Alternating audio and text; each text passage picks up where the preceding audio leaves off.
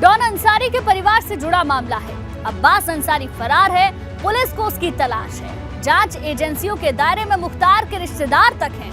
पूछताछ जारी है। विदेश यात्राओं पर रोक लगी हुई है। इधर गाजीपुर में डॉन के रिश्तेदारों की गिरफ्तारी हो पाती, पुलिस क्रेडिट ले पाती, उससे पहले ही कोर्ट में सरेंडर हो गया। ये सब इतना तेजी से हुआ कि पुलिस को भनक तक नहीं लगी।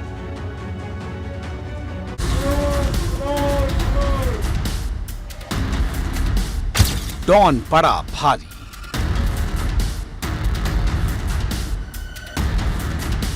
पुलिस बनी बेचारी। परिजनों का सरेंडर।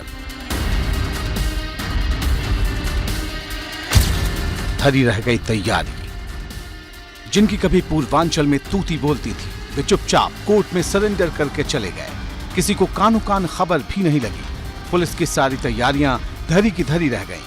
बाहुबली मुख्तार अंसारी के दोनों साले शर्जील रजा उर्फ आतिफ और अनवर शहजाद उर्फ अन्नू ने बड़े ही गोपनीय ढंग से सीजेएम कोर्ट में आत्मसमर्पण कर दिया।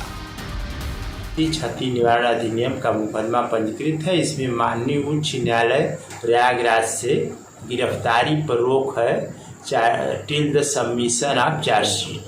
अगली तारीख कब सुनवाई के लिए? अब इसमें तो 14 दिन की रिमांड है। 14 तारीख पड़ी है। 14 दिन की न्यायिक हिरासत में जेल भेज दिया गया है। मुख्तार अंसारी की पत्नी अफसा अंसारी और दोनों सालों पर आरोप है कि गाजीपुर के नंदगंज में सरकारी जमीन पर दोनों ने न सिर्फ कब्जा किया था, बल्कि उस पर अवैध निर्माण भी किया था। मामले में आरोप तय होने के बाद से ही पुलिस इनकी सरगर्मी से तलाश कर रही थी। मुख्तार अंसारी के रिश्तेदारों पर 2 मुकदमे थे। एक मामले में स्टे था, जबकि दूसरे मामले को लेकर पुलिस लगातार दबाव बना रही थी। ये 2 मुकदमा जो है नंदगंज में पंजीकृत हुआ था, वो फतेहुल्लापुर में एक गोदाम बना है। उस गोदाम को मतलब ये दिखाया गया है कि ताल की जमीन है।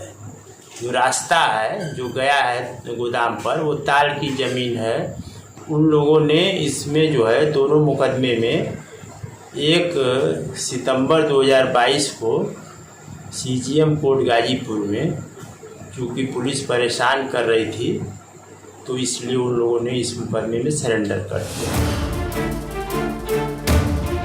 प्रशासन डॉन के परिवार और रिश्तेदारों की कई संपत्तियां कुर्क कर चुका है। शस्त्र लाइसेंस को लेकर मुख्तार अंसारी के भगोड़े बेटे अब्बास पर फर्जीवाड़ा का आरोप है। गलत तरीके से हथियार का लाइसेंस ट्रांसफर कराने के मामले में अब्बास आरोपी है। आरोपों के मुताबिक 2012 में लखनऊ से जारी हथियार के लाइसेंस को बिना किसी सूचना के नई दिल्ली के पते पर ट्रांसफर करा लिया गया। खुद को निशानेबाज बताकर उसी लाइसेंस पर 2 राइफल, 12 बोर की 3 गन, 1 रिवॉल्वर और 1 पिस्टल सहित कई बोर के 4431 कारतूस और मैगजीन की खरीद की गई। इधर जेल में बंद मुख्तार अंसारी की मुश्किलें बढ़ती जा रही हैं। शत्रु संपत्ति मामले में मुख्तार और उनके दोनों बेटों के खिलाफ कब्जा करने का आरोप है, जिस पर 13 सितंबर को सुनवाई होनी है। मामले में 27 अगस्त 2020 को हजरतगंज थाने में एफआईआर दर्ज कराई गई थी। इसमें कहा गया था कि जियामाऊ इलाके में कुछ जमीन मोहम्मद वसीम के नाम पर दर्ज थी। वसीम पाकिस्तान चला गया था और उसकी जमीन सरकार के राजस्व रिकॉर्ड में शत्रु संपत्ति के रूप में दर्ज की गई थी। एफआईआर के मुताबिक उस जमीन को अंसारी और उनके बेटों ने फर्जी दस्तावेजों के सहारे हड़प लिया। अंसारी परिवार ने इस तरह सरकार के साथ करोड़ों रुपए की ठगी की और मामले में मुख्तार अंसारी और उनके बेटे उमर और अब्बास आरोपी हैं। वहीं मुख्तार अंसारी की पत्नी के खिलाफ ईडी ने लुकआउट नोटिस जारी किया हुआ है। 12 जगहों पर ईडी छापेमारी कर चुकी है। मुख्तार के ससुर और साले के साथ गाजीपुर के 1 दर्जन प्रॉपर्टी डीलर, सर्राफा व्यवसायी को नोटिस भेजा जा चुका था।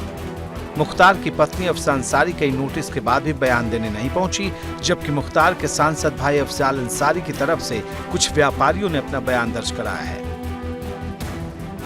ईडी ने अफसा अंसारी का नाम मुख्तार अंसारी के साथ सह आरोपी के रूप में इस केस में दर्ज किया है। जांच एजेंसी को आशंका है कि मुख्तार अंसारी के परिजन विदेश भाग सकते हैं। Bureau report, ABP Ganga.